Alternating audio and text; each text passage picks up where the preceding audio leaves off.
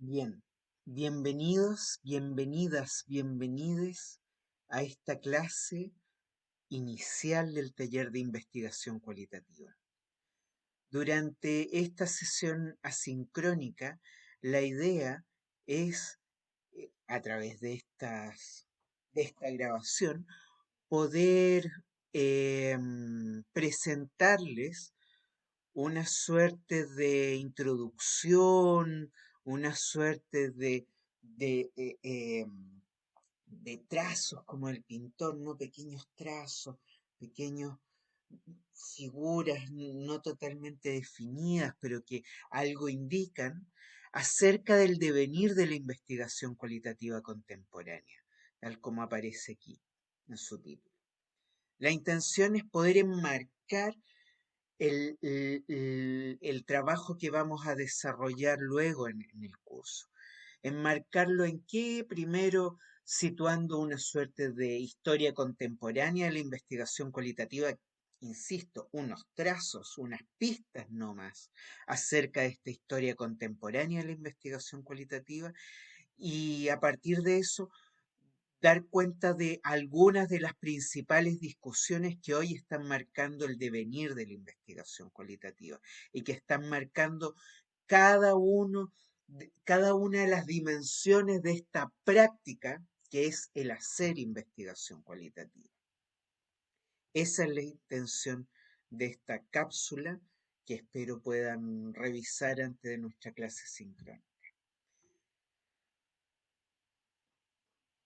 Tal como indicaba, la idea es partir con esto, con una suerte de devenir de esta investigación cualitativa contemporánea, para lo cual quiero traer algunas pistas de su pasado reciente.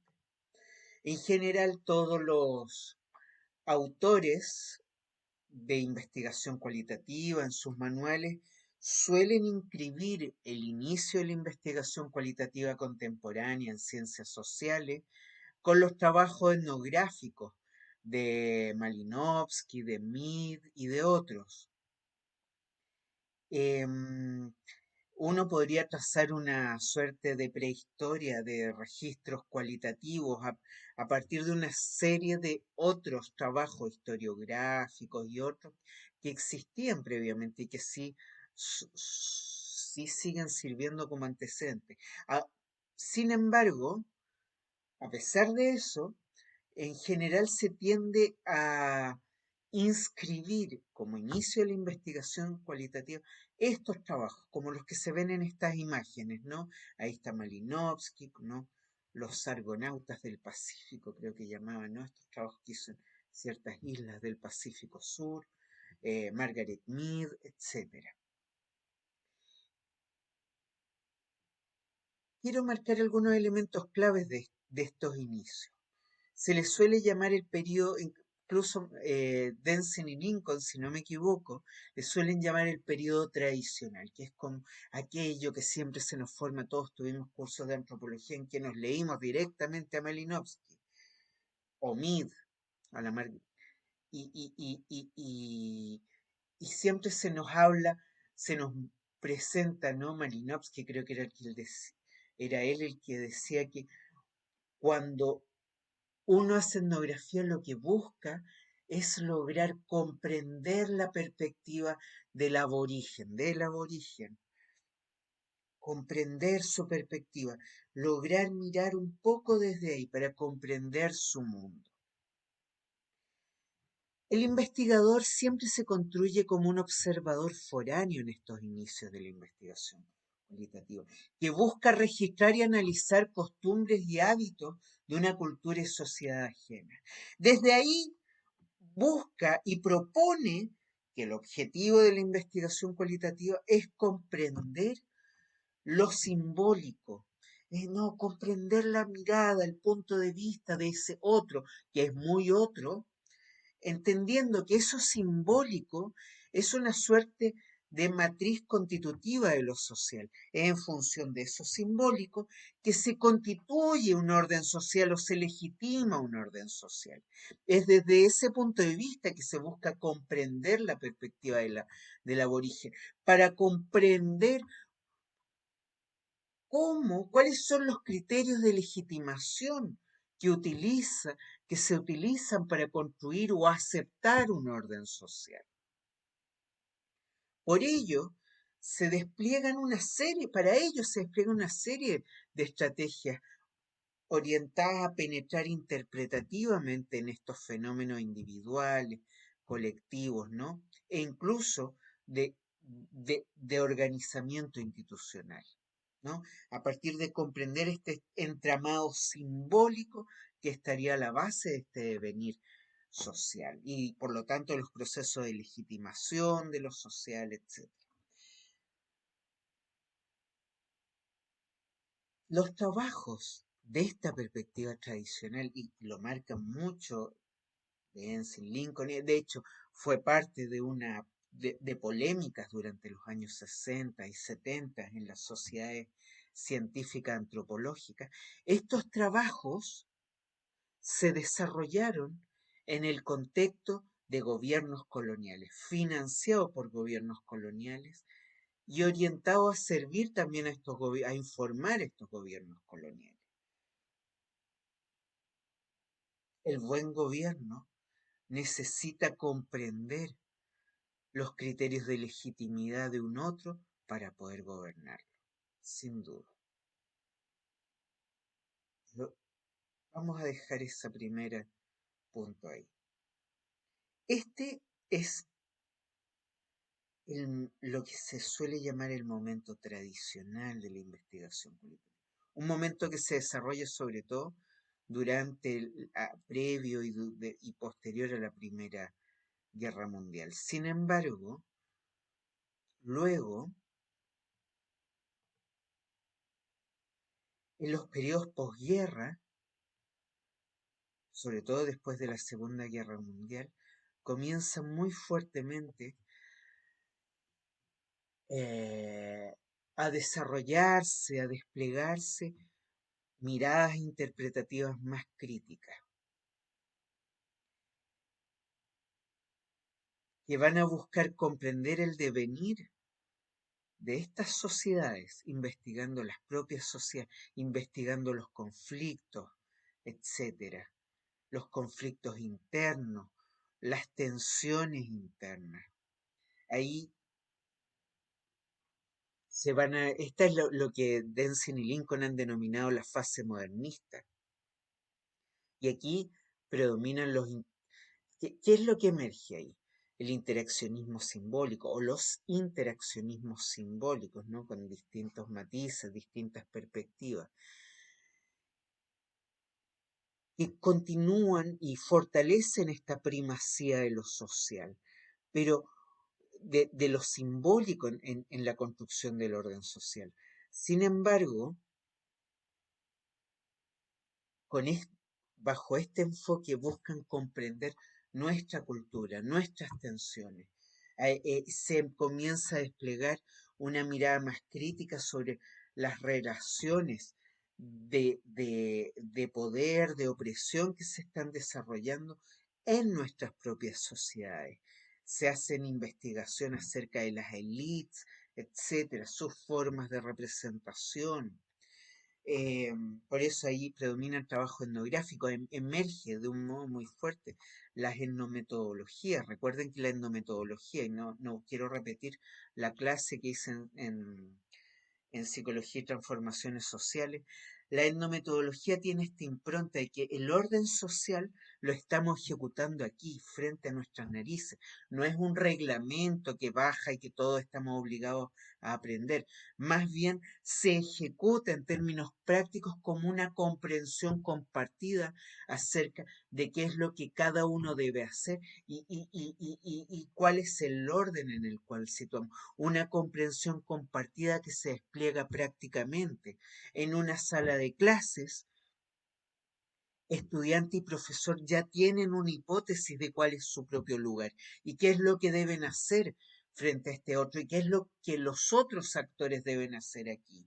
Entonces, muy interesante que esta comprensión se despliega situadamente y se despliega, yo soy profesor y entro a la sala de clase y los estudiantes se callan, esperan que yo inicie la clase y empieza todo este ritual de la enseñanza. Sin embargo, salgo en un contexto normal, no pre-pandemia y ojalá post-pandemia, salgo de mi sala de clases, camino por Sausalito y me subo a tomar una micro. Y ahí me encuentro con el micrero que tiene otra representación y yo soy un tipo que además a veces piensan que soy estudiante y no me para o no sé qué. Y ahí hay otra orden social que se configura en ese espacio.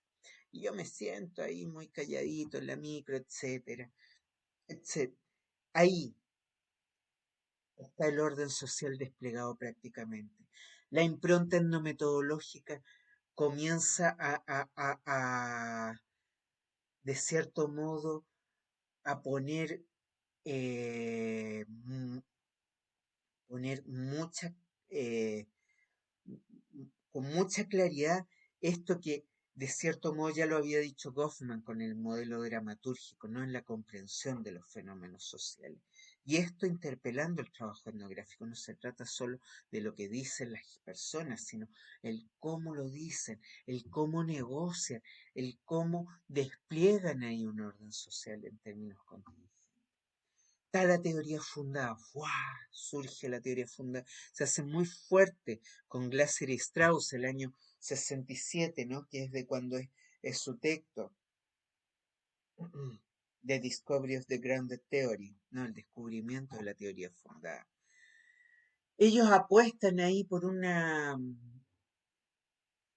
impronta muy inductiva, ¿no? Dicen, yo como investigador no debo partir con hipótesis sino que más bien debo centrarme en aquello que emerge de los datos, ¿no? Por eso teoría fundada en los datos. Es muy interesante el trabajo en teoría fundada, ya lo vamos a ver eh, en en su propio en sus propias características, ¿no? Con sus propios méritos. Es muy interesante en cuanto y instala esta impronta, como decía, inductiva, en que al momento de analizar debo ser capaz de atender aquello que emerge de los datos, más que instalar mis categorías a priori por sobre esos datos que están ahí y que van diciendo cosas. Entonces debo entender qué es lo que dicen y a partir de eso debo generar una suerte de primera teoría que funcione como hipótesis, mediante a partir de la cual hago preguntas y produzco nuevos datos y así voy y proponen un ciclo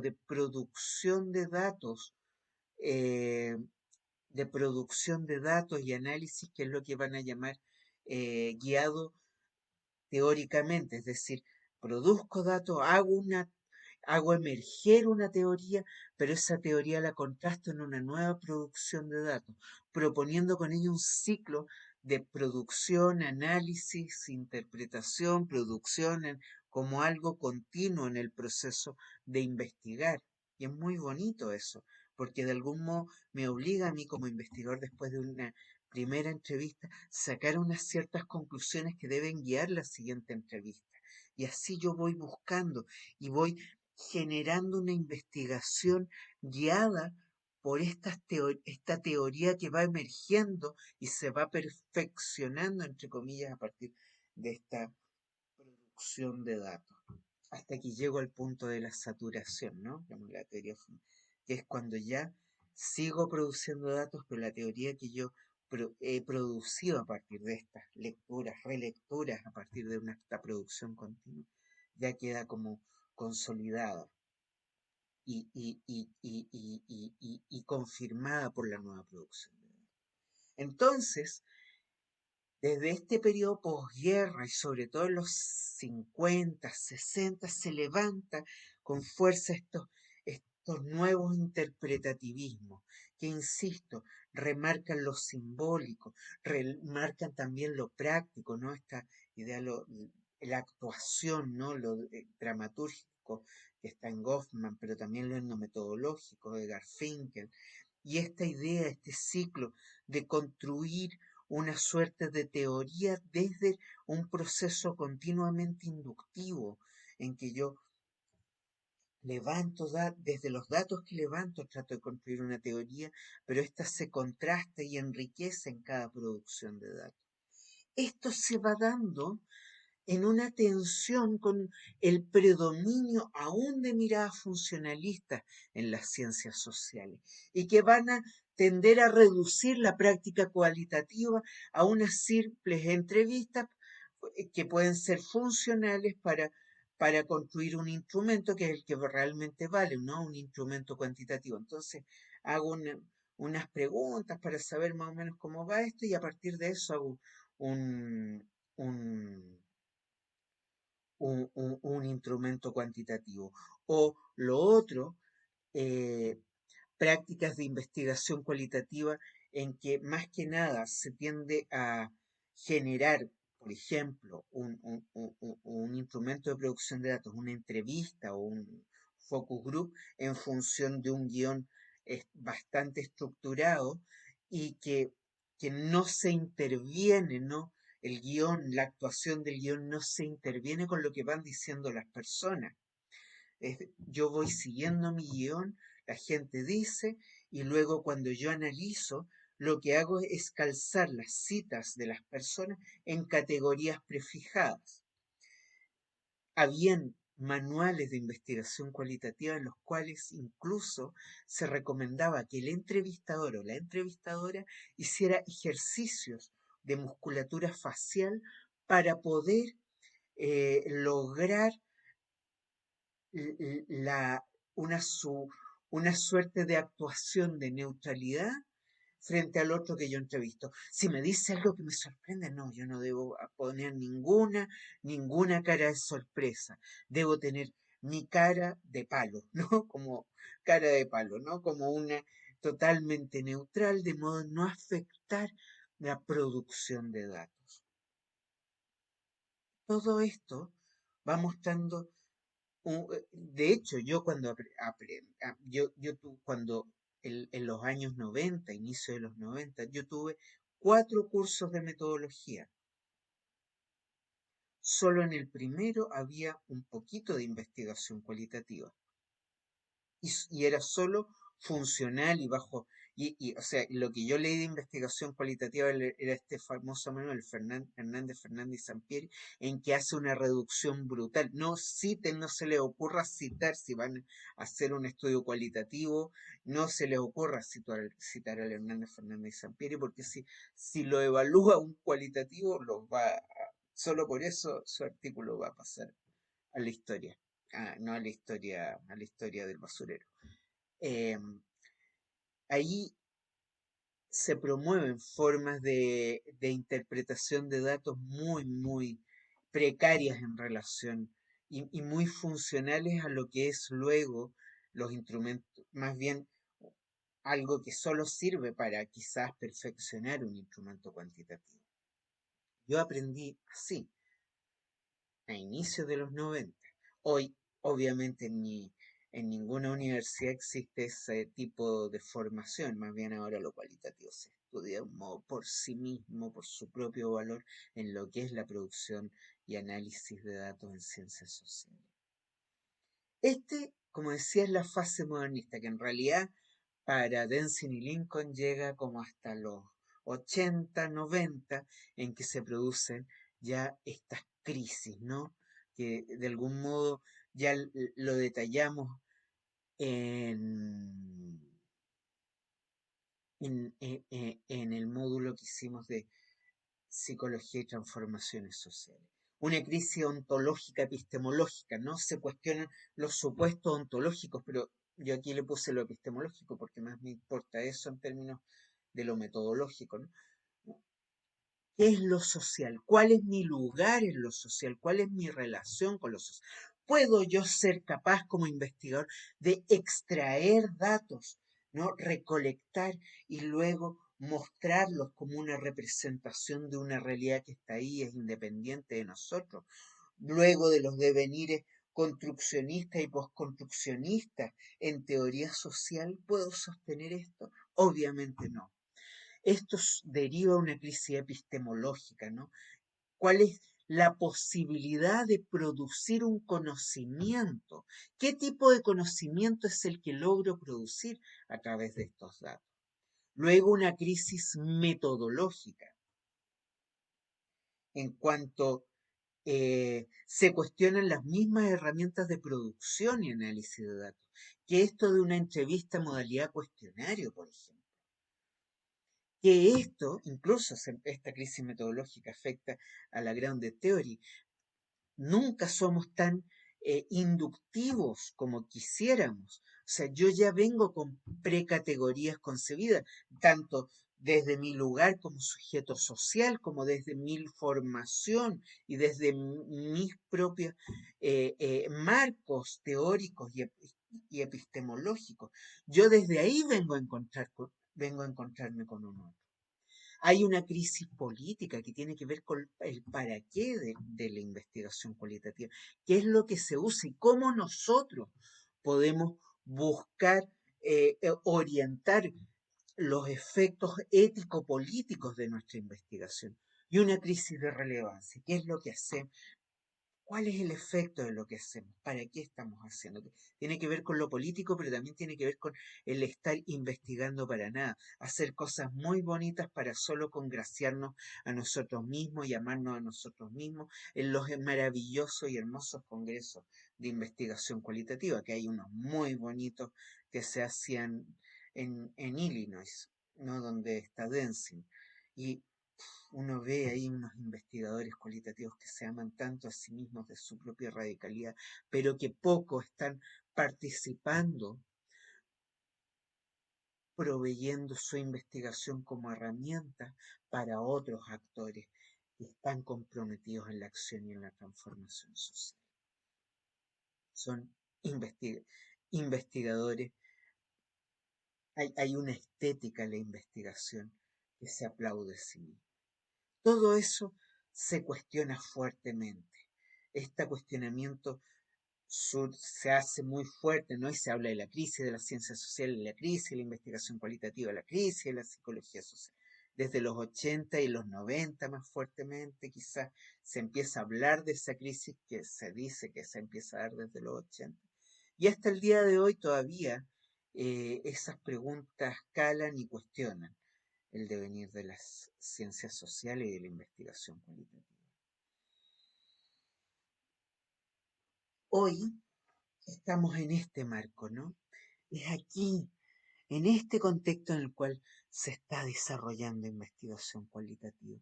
En estos diálogos, ya hablamos de esto en el módulo anterior de psicología y transformaciones sociales, la teoría crítica de la escuela de Frankfurt, los estructuralismos marxistas, pero también los postestructuralismos que cuestionan esta estructura que supuestamente está a la base. La, las miradas deconstructivas que buscan deconstruir aquello que se ha hecho sólido, ¿no? Que se nos aparece como sólido. Los marxismos, posfeminismo y posfeminismo. Por otro lado, los estudios subalternos, estudios culturales, los estudios sociales de la ciencia y la tecnología que han tendido a cuestionar justamente eh, las verdades de la ciencia y nos han permitido acceder a cómo es producida esa verdad. La etnometodología, el análisis conversacional, la teoría de los actos de habla, el giro lingüístico, la hermenéutica, son todos parte de este trasfondo en el cual se mueven las discusiones contemporáneas de investigación cualitativa, ¿no? Hoy esta investigación cualitativa contemporánea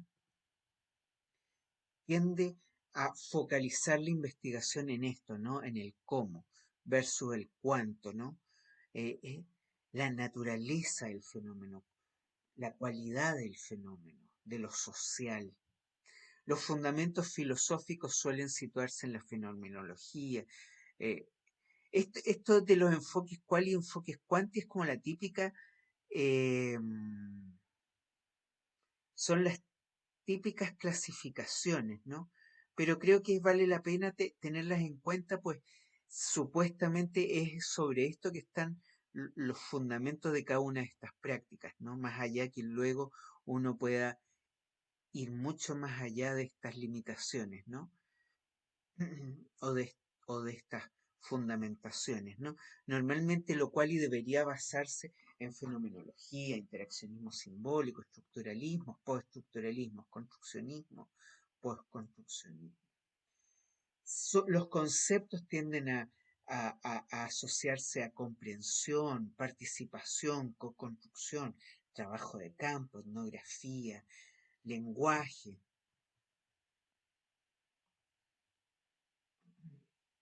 Los escenarios de trabajo se habla, el enfoque naturalístico. ¿Cuál es el enfoque naturalístico? El enfoque naturalístico refiere a que tratamos de situarnos en contextos en los cuales los fenómenos sociales se despliegan en su propio orden, ¿no? Entonces, tratamos de situarnos en procesos contingentes, comprender, por ejemplo, estoy pensando, Potter, por ejemplo, Jonathan Potter, está haciendo, durante un tiempo trabajó mucho con las prácticas alimentarias, fíjense qué interesante. Y estas prácticas alimentarias son negociadas en, en, en instancias interaccionales cotidianas. Entonces, ¿qué hacía Potter? Práctica alimentaria, sobre todo, había un tema de salud en Inglaterra, sobre todo mujeres adolescentes, etcétera. Entonces, grabaciones en los contextos de comida familiar en familias con mujeres adolescentes. Obviamente era la familia las que hacían esto, entonces la familia ponía a grabar porque no se metió en investigadores, sino que se grababa la interacción alimentaria cotidiana, muchas interacciones, esto además en un contexto eh, de un programa de salud inglés. Entonces, las familias accedían y lo hacían ellas mismas, ¿no? Grababan sus propias interacciones en los contextos de almuerzo, cena familiar, cómo negociaban o cómo presionaban a la niña, al adolescente a comer.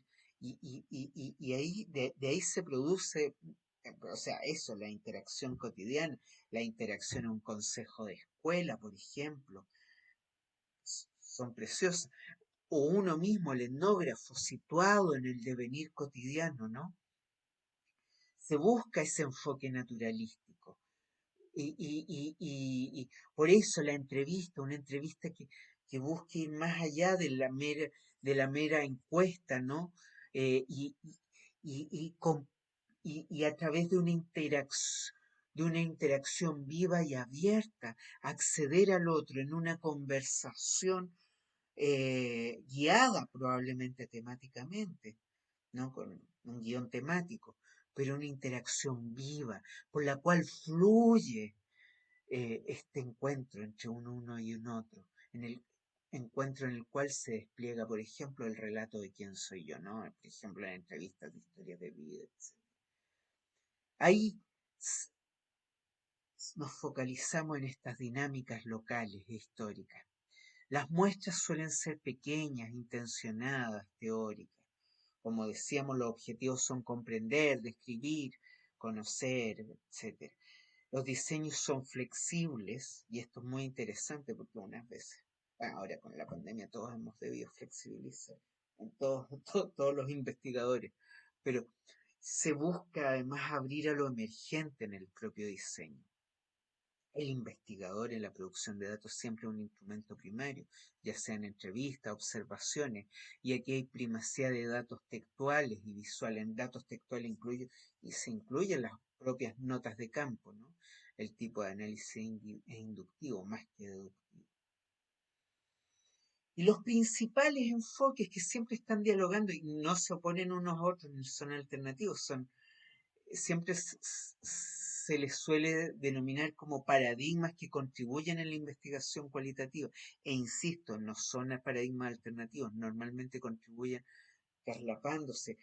Yo diría más que paradigmas son tradiciones eh, teórico-metodológicas que hoy están influyendo en las prácticas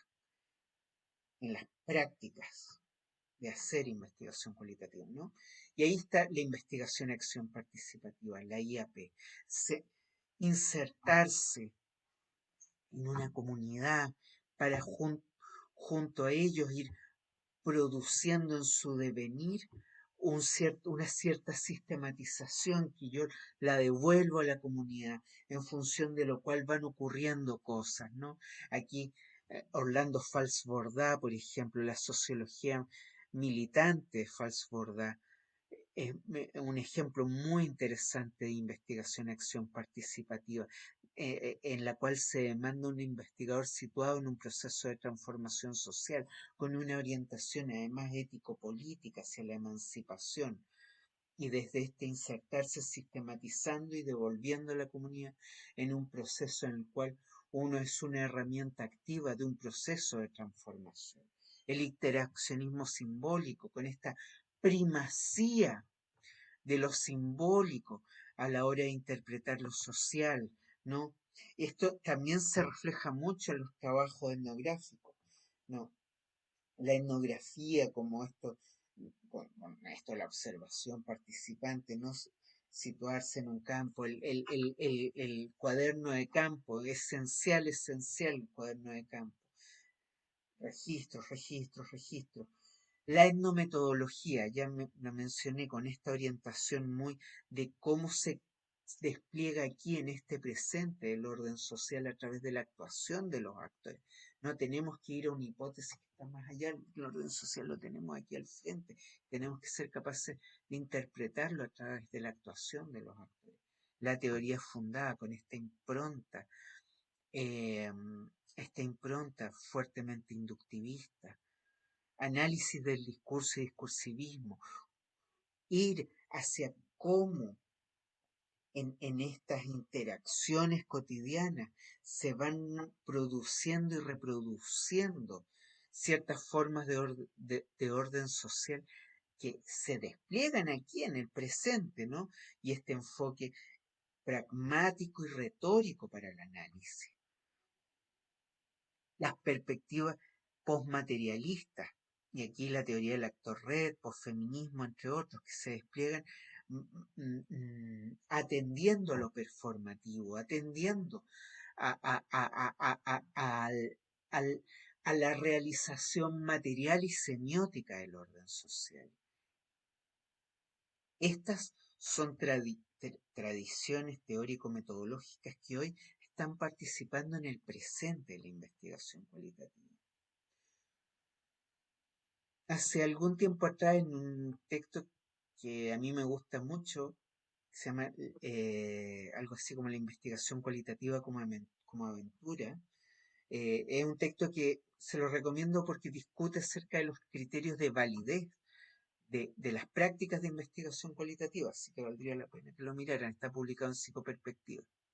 Es uno de los artículos más citados en la historia de Psicoperspectiva, que es muy citada a la vez, está entre los más citados en ciencias sociales en Latinoamérica, está entre las 4 revistas más citadas en ciencias sociales en Latinoamérica, dentro del sistema Scopus. O sea, bueno, en ese artículo yo hago estas descripciones que las quise retomar ahora en la clase.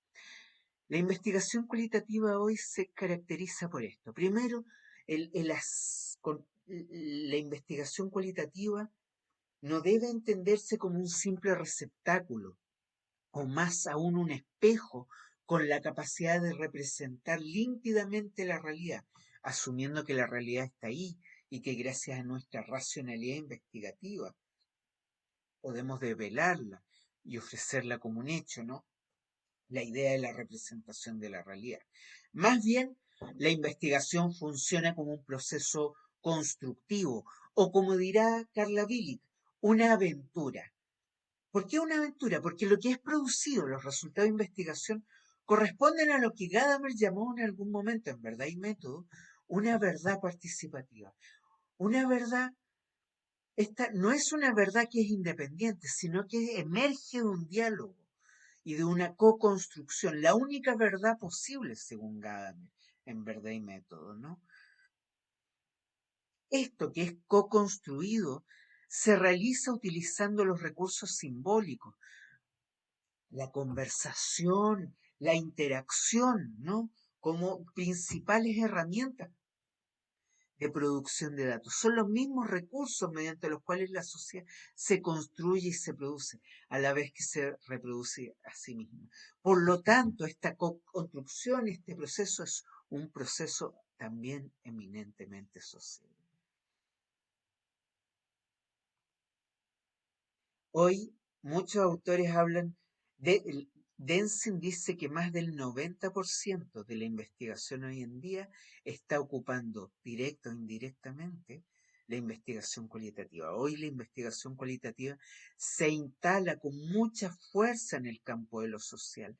Eh, Diversos autores lo describen porque primero la primacía de lo simbólico, los procesos de individuación de lo social, los procesos de transformación social, la, también la procesos de transformación natural que tienen efectos en lo social, requiere una comprensión que hoy supone que esta comprensión debe atender a la dinámica de lo social.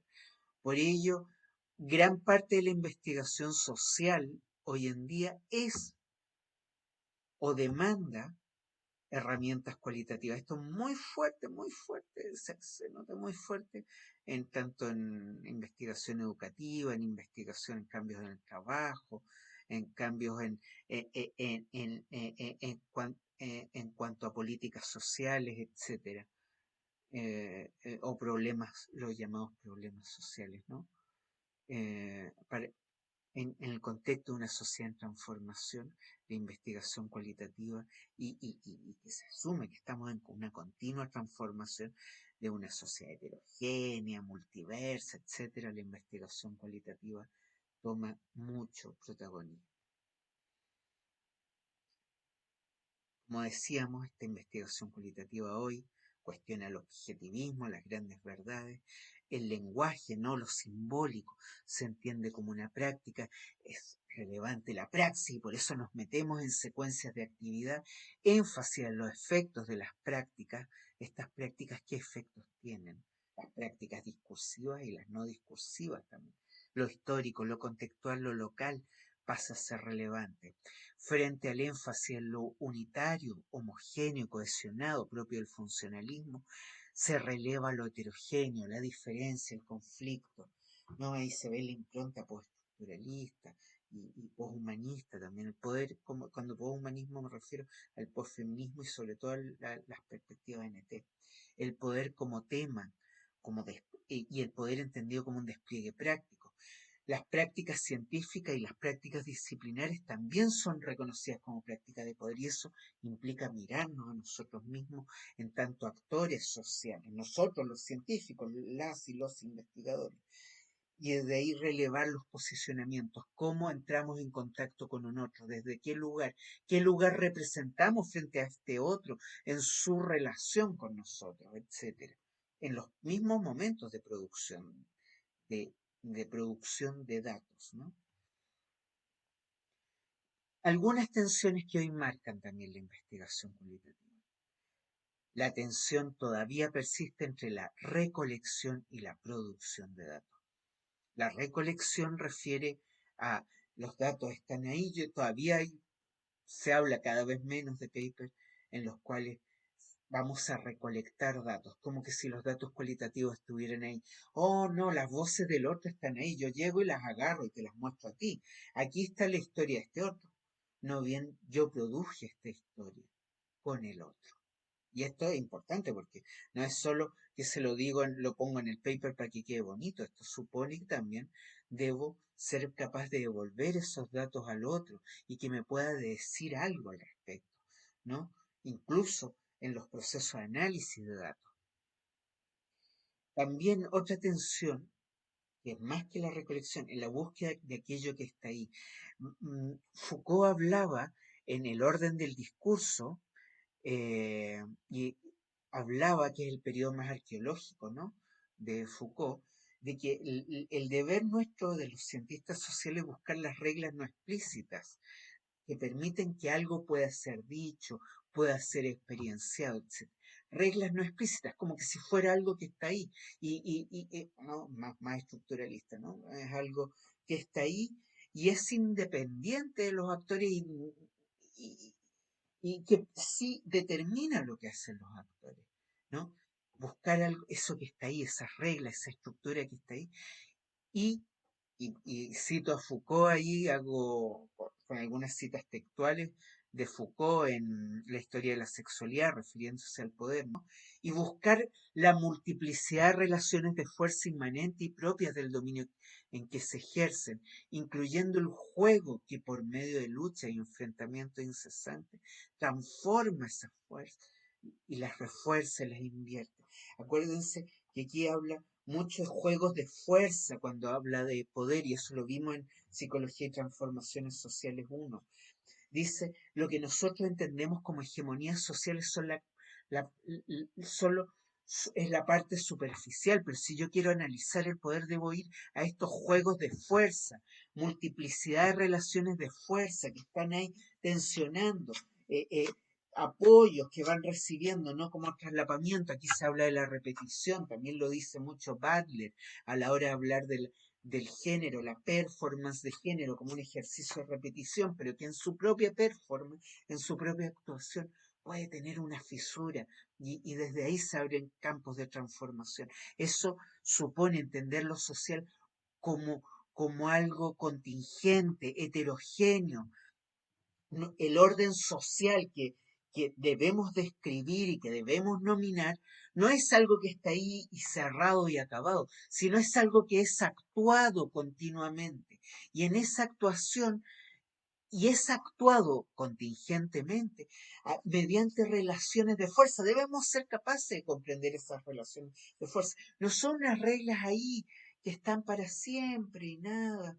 Y no, esas reglas están actuando aquí en el presente y están realizándose. Este es su campo de realidad, es la actuación social en la cual encuentran estas fuerzas de repetición y logran instituirse, ¿no? A través de reglamentos, a través de instituciones que buscan promover esos órdenes, pero esas mismas instituciones están sujetas a fisuras y transformaciones. Y ese es nuestro deber, ¿no? Ir hacia esa multiplicidad en proceso continuo de despliegue heterogéneo, ¿no? Atender, tener oídos, más que... Y ahí hay un autor, Peter Spink, que habla de más que dar voz al otro, como que si yo pudiera representar la voz del otro, tenemos que tener oídos a eso que que se está construyendo en los espacios sociales y que normalmente los investigadores sociales no hemos tenido. Y desde lo simbólico, esta otra, desde lo simbólico, la etnografía, si miramos, cuando veamos como el módulo de etnografía, la etnografía suele situarse en la etnografía más tradicional en el campo de lo simbólico, lo que, los significados que construyen conjuntamente y de modos activos, cierta comunidad, etcétera. Desde ahí la misma mirada etnográfica se ha orientado mucho más a lo performático, performativo, desplegado en redes de relación materiales y semióticas a la vez. Los objetos actuando hoy es parte importante del trabajo etnográfico.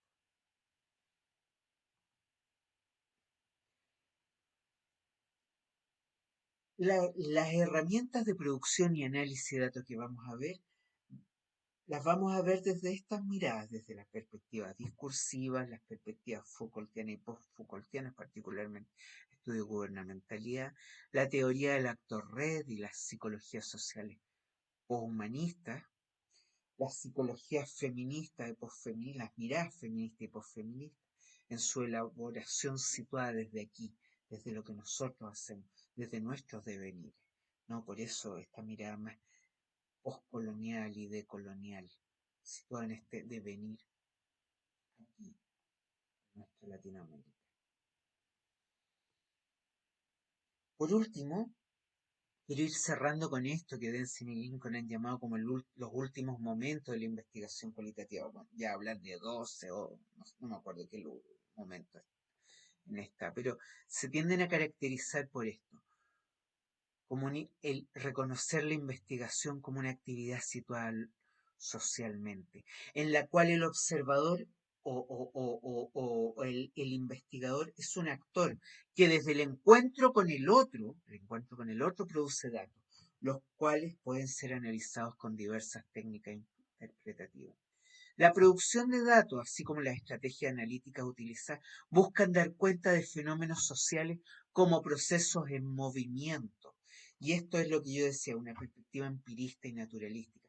No se trata de lucubraciones de un sujeto individual, sino de un diálogo con el otro, con una vida social en flujo. No es mi interpretación, yo solito, ahí yo, aquí no, o sea, ese solipsismo con el cual algunos investigadores creen legitimar su propia interpretación es cuestionado aquí, no, se trata, es una producción de, por eso el tema del rigor, el rigor en la producción y análisis de datos tiene que ver con eso, con garantizar de cierto modo este proceso esta perspectiva naturalística, este situarse en lo social, ¿no? Y poder dar cuenta de ello. Por eso el investigador es un productor de una textualidad que intenta hacer inteligibles estos procesos de co-construcción ante una comunidad, colaborando en la reflexión que ésta hace de sí misma. Ese es nuestro lugar.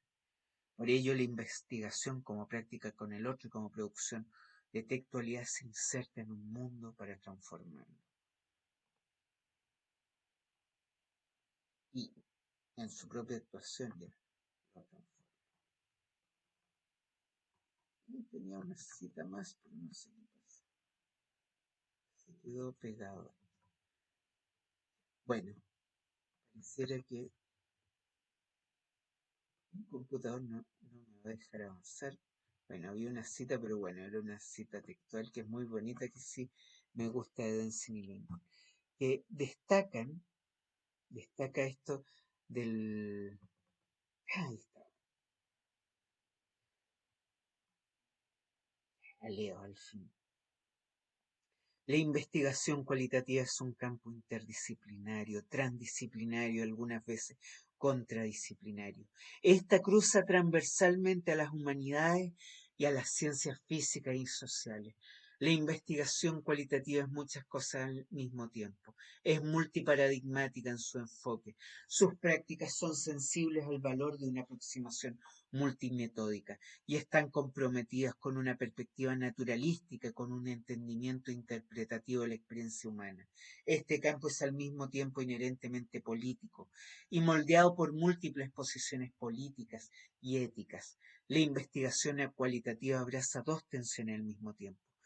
Por una parte, está atraída por una amplia sensibilidad interpretativa, post-experimental, postmoderna, feminista y crítica, y por otra también está influida de un modo más restringido por concepciones más positivistas, post-positivistas, humanistas y naturalísticas acerca de la experiencia humana y su análisis.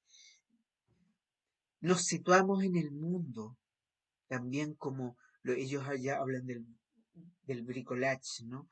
Como yo lo hablo como la artesanía, somos artesanos, buscamos producir una investigación, producir una investigación que sea pertinente, con la cual poder decir algo con la cual permitir que la sociedad se reflexione a sí misma y decir algo que tenga algún sentido. Para ello producimos datos con el rigor que nos demandan las propias técnicas. Analizamos con el rigor que nos demandan las propias técnicas, pero dominamos usamos esas técnicas con la apertura y la sensibilidad del artesano. La artesana, el artesano demandado a producir algo que tenga algún sentido en estas sociedades en las cuales hoy vivimos y en las cuales nos situamos como investigadoras e investigadores. He aquí el sentido de la investigación cualitativa. Bien, nos vemos en la próxima sesión sincrónica. Un abrazo grande. Cuídense.